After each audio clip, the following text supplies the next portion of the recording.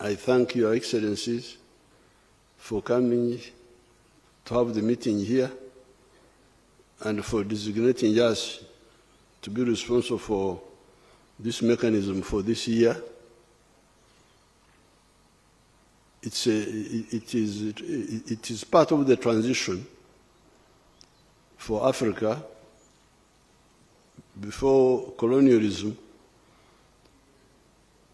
our kings made mistakes. They kept us divided with their shallow wars. That's how we were conquered by the foreigners, because they were dividing us, the kings. A man called Vasco da Gama, the Portuguese, who came around South Africa, went to India. He got to the East African coast in 1498.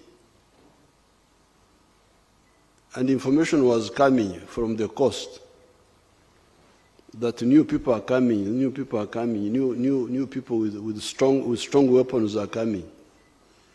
But our kings here were not bothered. They couldn't unite us. They were busy fighting one another.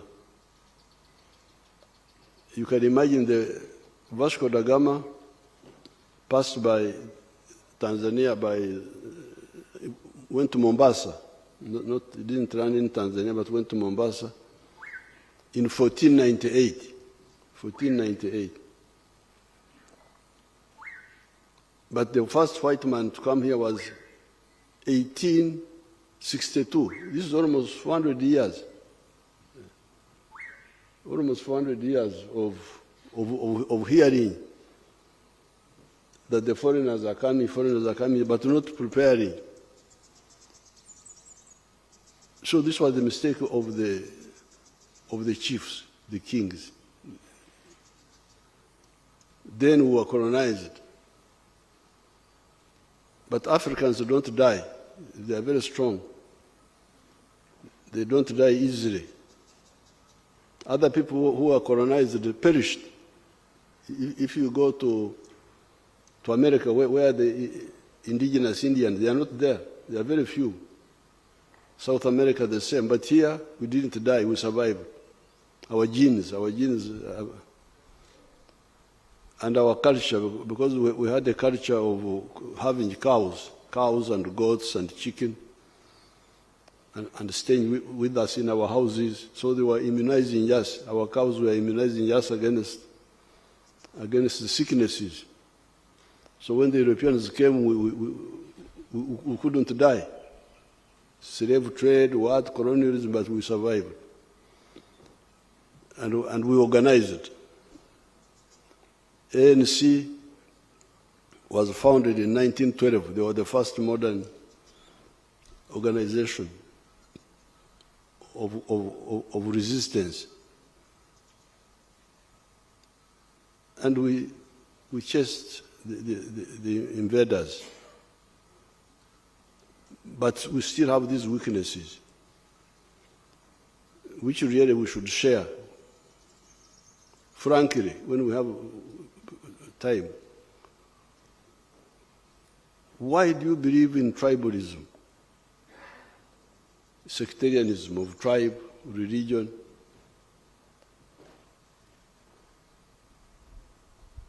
How will you create prosperity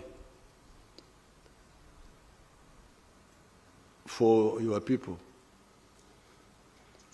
If you look at the Americas, South America is very rich in terms of natural resources. They have got, I think they are even richer than the United States. They have big rivers there, the Amazon. They have big forests, minerals, agriculture. They have everything in South America, Latin America. But USA is more prosperous than South America. Why? If it is natural resources, South America should be more prosperous than the USA. But the difference, in my opinion, is the way the Americans organize themselves to form a big market. They united those colonies of the British, 13 of them initially, then they kept adding. Now they have got 50 states. Now, if you are in that situation, it is easier for you if you are a wealth creator, you are a businessman. In New York, you produce something and it is sold all the way to California. It is much easier for you to succeed as a businessman. So therefore, really all these conflicts, when we meet, we talk about procedural things, this one here, this one here, but the big problem is ideology. These wars are caused by ideological limitation. So, my advice, because that's what was the problem of Uganda. Uganda was a failed state. People had no food. In 1986, people had no food. Shortages. No sugar, no soap, no salt, no paraffin in the shops. The problem was ideological. So we can talk about the mechanism, these procedural things, but we should also go deeper, in my opinion. And some of these foundations, like Mwalimu Nyerere Foundation, could be linked up with the secretariat of the ICAGR to do some analysis. It's not just diplomacy, it is really ideology. So I'm very glad that you came, and we have had this meeting. And I can firmly tell you that it is easy to solve this problem. Like, for instance, if the government of Congo and Rwanda could, the way we had started with this East African community, if they had stayed with us, together we would have solved this problem. But the East African effort was set aside. Because we have facts. Nobody can deceive me about any of these areas, because we know. But when you bring people who don't know, they just run with one little thing here. That's I don't have prepared speeches, but this is what I would want to comment to you. My closing comments. So let's wait for the communique. Where is it? You have got it now? Oh, praise be the Lord. You read it now. Your Excellency, sir, now permit me to present the communique for the 12th high-level meeting of the Regional Oversight Mechanism of Peace, Security and Cooperation Framework for Democratic Republic of Congo and the region, here at Entebbe, 28th May 2025.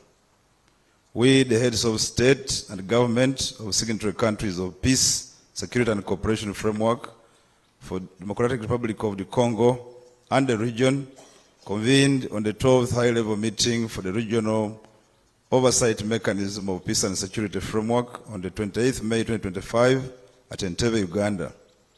The high-level meeting was chaired by His Excellency Erias Museveni, President of the Republic of Uganda, and brought together the heads of states and government, all their representatives of the following signatory countries of the PSC framework: Republic of Angola, Republic of Burundi, Central African Republic, Republic of Congo, Democratic Republic of the Congo, Republic of Kenya, Republic of Rwanda, Republic of South Africa, Republic of Sudan, Republic of South Sudan, United Republic of Tanzania, Republic of Uganda, and Republic of Zambia. The representatives of the guarantor institutions of the PSC framework, namely African Union, International Conference on the Great Lakes Region, United Nations, also participated in this meeting as well as partners of the region as observers.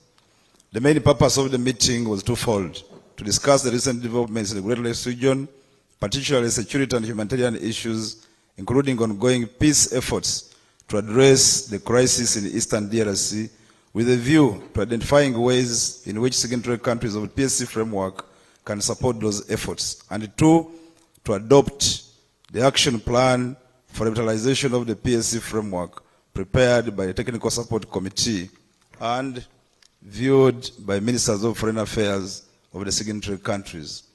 We, the representative and signatory countries of PSC framework, by this communique, Your Excellency,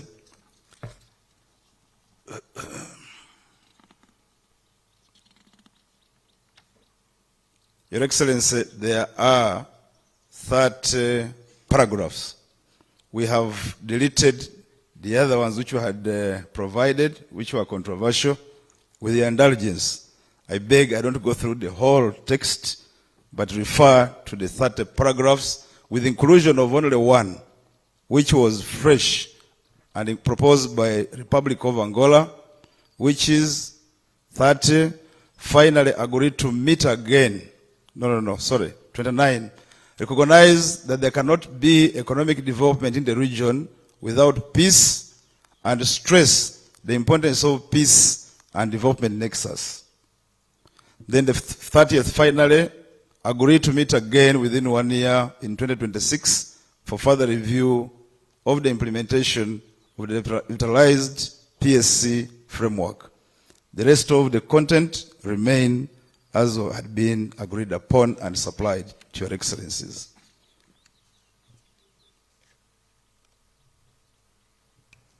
Any comments?